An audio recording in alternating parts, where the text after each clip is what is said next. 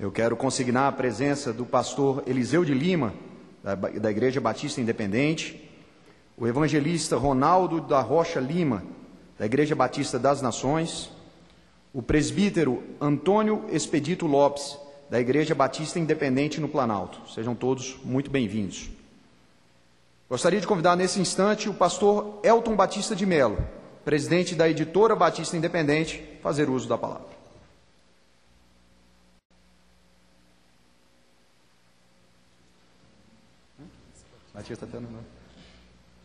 Boa tarde a todos.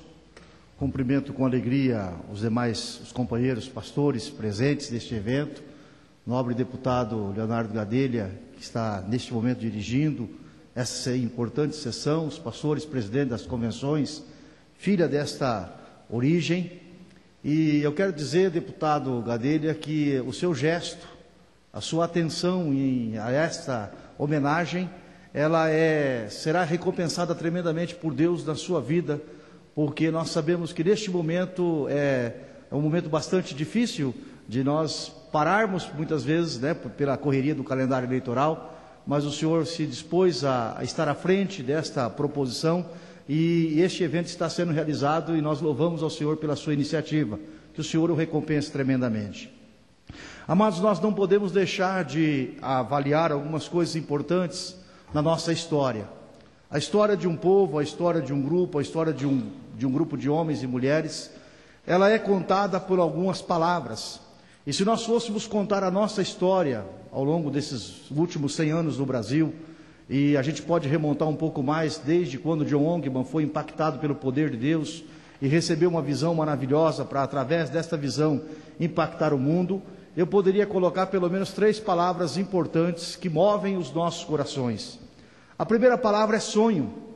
John Ongeman começou a sonhar em transformar o mundo da época em que ele vivia. Sem recursos, sem condições, este homem tinha um sonho. E os sonhos que nós temos movem as nossas ações. Este homem tinha também um desafio muito grande pela frente, porque ele não tinha os recursos e as condições que nós temos hoje. Mas ele ousou crer que o Deus que tinha colocado o sonho no seu coração era o Deus que é capaz de fazer esse sonho ser realizado. Este homem tinha um sonho de alcançar muitos países e levar a palavra de Deus, não apenas para ser mais uma e fazer proselitismo de uma religião, mas para ser um agente de transformação na sociedade, para transformar vidas e pessoas. E este desafio que este homem tinha no seu coração começou a ser rompido logo no final do século XIX, quando este homem começou a enviar missionários para várias partes do mundo, inclusive chegando aqui ao Brasil. A nossa história no Brasil só não é um pouquinho mais velha, porque o nosso primeiro missionário chegou no Rio de Janeiro e faleceu 3 semanas depois, porque contraiu febre amarela. Se nós teríamos sido fundados em 1905, e nosso centenário teria sido mais cedo. Mas a grande verdade é que se nós queremos construir algo em nossa vida, nós precisamos estar prontos a romper desafios. E a história deste homem chamado John Ongeman, que deu origem a tudo isso que nós estamos fazendo aqui hoje, Deus colocou no coração de um homem chamado John Ongeman. E ele rompe os desafios e ele alcança aquilo que nós precisamos alcançar, que são as conquistas. Se nós fôssemos parar e olhar a história de cada um de nós aqui, quem nós éramos antes da palavra de Deus ter entrado em nosso coração e ter impactado a nossa vida, com certeza nós não seríamos as pessoas que nós somos hoje. Deus tocou em cada um dos nossos corações e transformou as nossas vidas.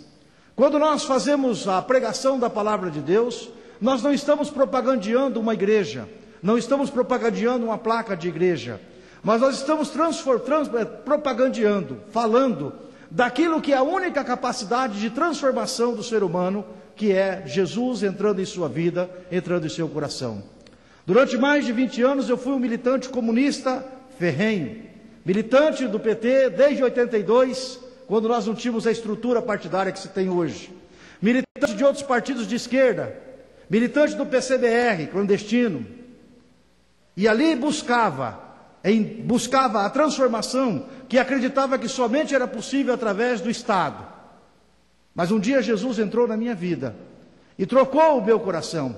Tirou aquele coração de pedra, aquele coração duro, me deu um coração sensível para entender que o ser humano não se muda por fora. O Estado, deputado Leonardo Gadelha, deve fazer muitas coisas, como tem feito nos últimos anos, para avançar no nível social, para melhorar a renda das pessoas, para melhorar a vida das pessoas. E é inegável que nos últimos anos do nosso país isso tem acontecido. Nós louvamos a Deus pelos últimos governos que nós tivemos, pelo Plano Real, por outros planos e projetos que foram feitos, porque efetivamente melhoraram a renda das pessoas, efetivamente melhorou a vida de cada cidadão. Mas somente Jesus pode mudar o ser humano.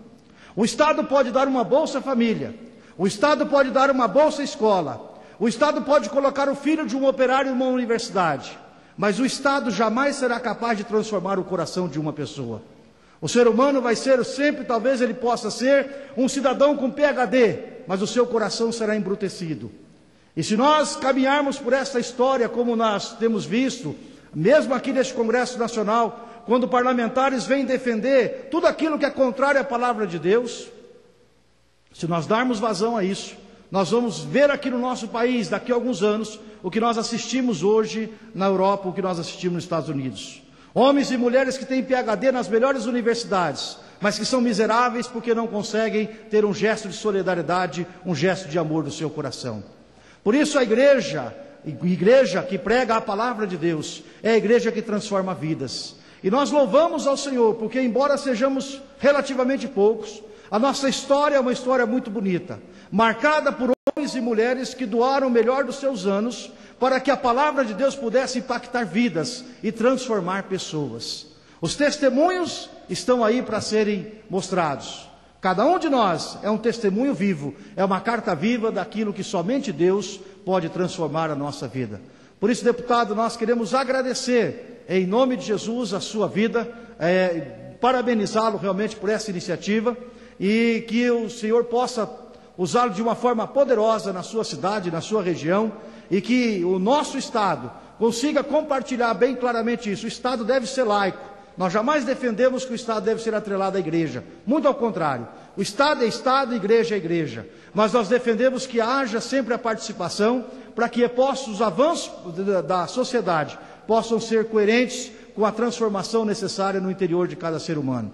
Por isso tudo nós queremos louvar e agradecer ao nome do Senhor, porque Ele tem feito sinais, prodígios e maravilhas. Honra e a glória seja dada ao Senhor, em nome de Jesus. Amém.